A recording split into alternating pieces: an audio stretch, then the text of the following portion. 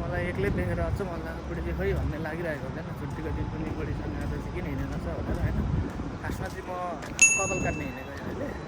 कपाल काटिसके पछाडि चाहिँ बुढी चाहिँ सिधै मार्केटमा आउँछ अनि हामी चाहिँ मार्केटमा भेट्छौँ। त्यसपछि हामी सपिङ गर्छौँ। आज सपिङ गर्न चाहिँ हामी क्यारिफोर जाँदैछौँ। त्योभन्दा पहिले अलगढामा चाहिँ तपाईँको सस्तो कपाल काट्ने कहाँ छ भनेर तपाईँलाई देख्नुहोस्। अलगढामा चाहिँ धेरै सपहरू छन्, बार्बेरियन सपहरू। त्यसमध्ये पनि सबैभन्दा सस्तो जहाँ चाहिँ 5 दिरहममा कपाल काट्छ होइन, त्यहाँ जाँदैछु मान्छेहरू। गाडी नै छ होइन। अब चाहिँ म लगभग कपाल काटेर पुग्न लाने होइन। म 2 मिनटमा पुग्छु होला। यहाँ चाहिँ तपाईँको एकदम सबैभन्दा सस्तोमा कपाल काटिन्छ होइन। यहाँ देख्न सक्नुहुन्छ होइन। म चाहिँ आइपुगेँ। यहाँनिर चाहिँ तपाईँको 5 दिरहममा कपाल काटिन्छ।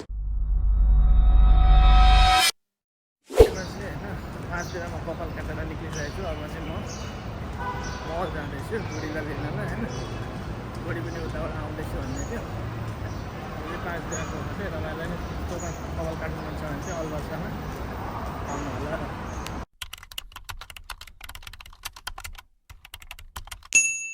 म अलगढा इमिरेट्स भित्र आइपुगेको छु।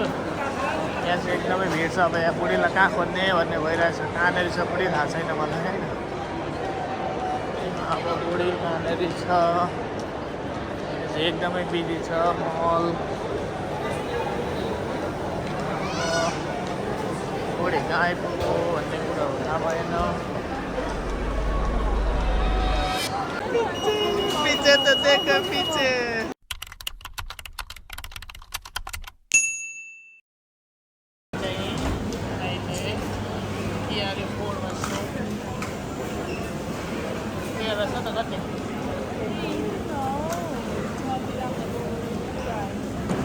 टमाटर छैन त घरमा, किन्ने कि नकिन्ने?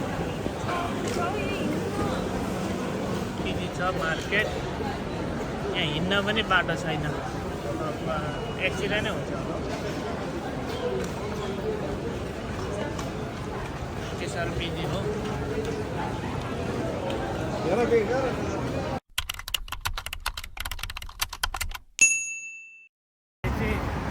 सपिङ गरेर आइसकेँ होइन।